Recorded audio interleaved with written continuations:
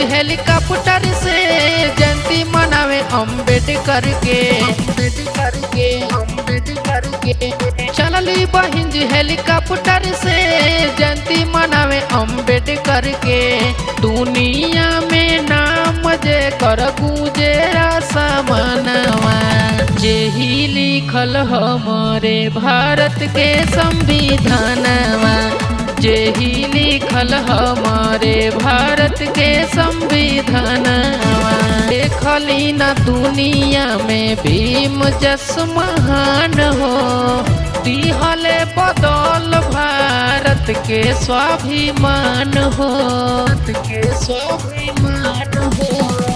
देखली न दुनिया में भीम जस महान हो दिहले बच्चा बच्चा बोलता दे बहुजन के टीम के गूंजता नारा देख जय भीम के बच्चा बच्चा बोलता दे बहुजन के टीम के गूंजता नारा देख जय भीम के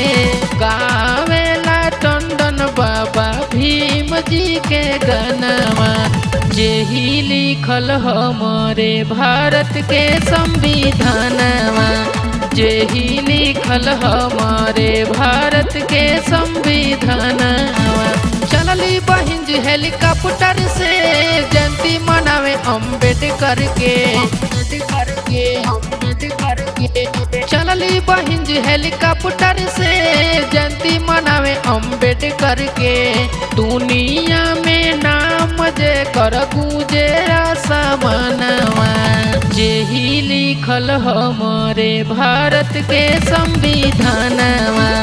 जेही लिखल हमारे भारत के संविधान।